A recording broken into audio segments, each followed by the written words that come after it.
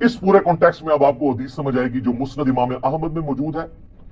المستدرک للحاکم کے اندر موجود ہے، اور شعیب آرنوت جو مسند امام احمد کی تحقیم کرنے والے ہیں، انہوں نے اس حدیث کو صحیح کہا ہے، امام حاکم نے اس حدیث کو صحیح کہا ہے۔ اس میں آتا ہے کہ حضرت معاویہ اپنے دور میں حضرت عائشہ سے ملنے کے لیے آئے۔ سیدہ عائشہ نے کہا کہ اے معاویہ، تجھے اللہ کا خوف نہیں آتا جو کچھ تو نے حجر ابن عدی اور ان کے ساتھیوں کے ساتھ کیا؟ کہا معاویہ، تجھے کوئی خوف نہیں آیا تو نے حجر ابن عدی اور ان کے ساتھیوں کے ساتھ جو کچھ کیا؟ اور تجھے ڈر نہیں لگتا کہ میں ایک بندہ مقرر کروں جو چھپ کے تیرے اوپر وار کرے اور تجھے قتل کر دے؟ یعنی حضرت عائشہ کا غصہ کس لیول کا تھا کہ میں گریلا وار کروا کے تجھے مروا نہ دوں؟ تو انہوں نے کہا کہ ام المومنین، ہم آپ سے ایکسپیکٹ نہیں کرتے کہ آپ ایسا کریں گی، کیونکہ ہم نے نبی علیہ السلام سے سنا ہے کہ مومن کبھی چھپ کے وار نہیں کرتا۔ پھر کہتے ہیں لوگوں کو حدیثیں سنانی، لوگوں کو حدیثیں سنانی، کس کو؟ اما عائشہ کو۔ نعوذ باللہ، یہ سیدہ معاویہ رضی اللہ عنہ کو توہین کر رہے ہیں، گستاخی کر رہے ہیں کہ سیدہ عائشہ رضی اللہ عنہا کو تو حدیثیں سنا رہے ہیں اور خود ان کو حدیثوں کا نہیں پتا۔ ہم بتاتے ہیں کہ یہ کتنی بڑی گپ اور کتنا بڑا جھوٹ ہے، اور اس معاملے میں مرزا صاحب نے کتنے دھوکے دیے ہیں لوگوں کو، یہ ہم بتاتے ہیں، اور سب ہنس رہے ہیں اس بات پہ، اس جھوٹی روایت کو سن کے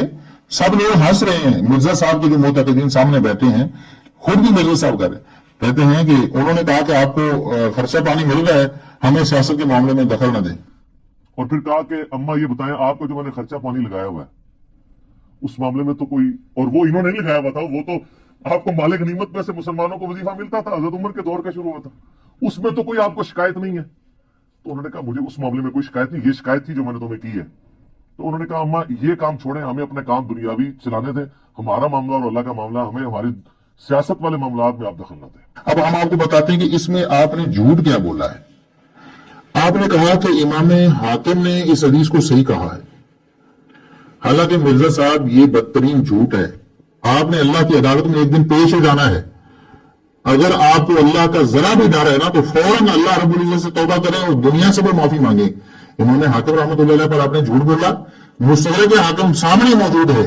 ساری دنیا اسے دیکھ رہی ہے مستدرک حاکم کو، یہ بھی روایت ہے 5984 نمبر، اس پہ امام حاکم رحمۃ اللہ علیہ کا صحیح کہنا کہاں لکھا ہے مرزا صاحب؟ یہ بدترین خیانت ہے آپ کی طرف سے، یہ جھوٹ ہے آپ کا مرزا صاحب، آپ کو اس سے توبہ کرنی چاہیے اور لوگوں سے بھی معذرت کرنی چاہیے کہ آپ نے ایک جھوٹ بولا ہے۔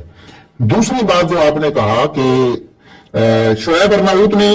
اسے صحیح کہا ہے، یعنی کہتے ہیں محقق شعیب ارناؤت نے اس حدیث کو صحیح کہا ہے، یہاں بھی انہوں نے خیانت کی، حالانکہ شعیب ارناؤت نے جو نیچے لکھا تھا وہ لکھا تھا صحیح لغیرہ، انہوں نے اس حدیث کو صحیح نہیں کہا، انہوں نے کہا کہ کوئی اور حدیث صحیح ہے جس کی وجہ سے اسے تقویت ملتی ہے،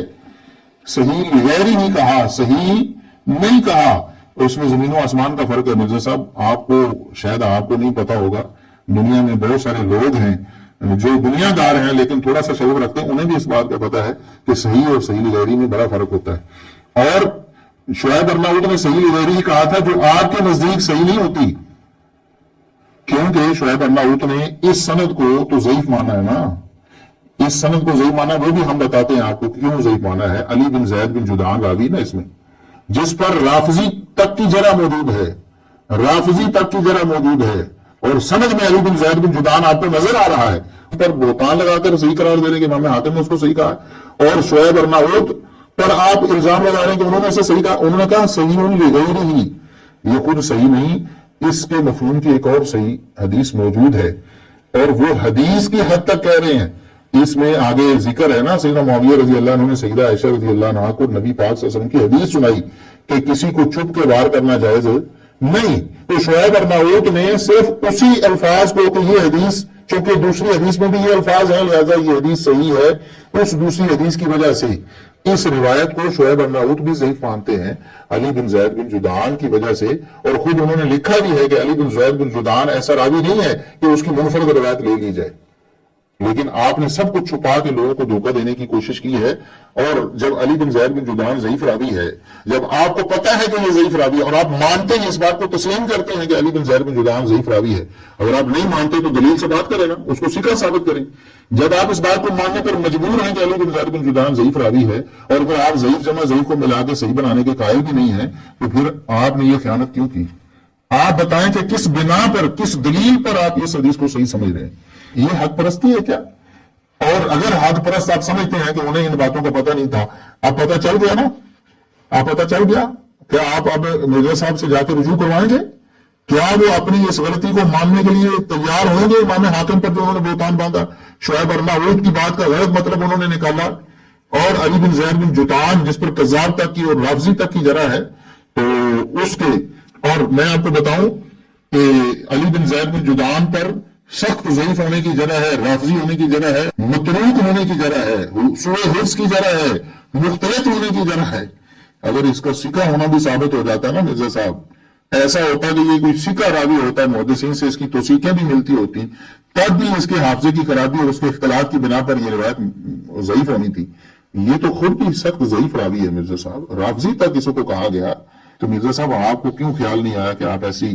باتیں کر کے سیدہ عائشہ رضی اللہ عنہا کو، سیدنا معاویہ رضی اللہ عنہ کو دشمن دعوے کرانا چاہتے ہیں؟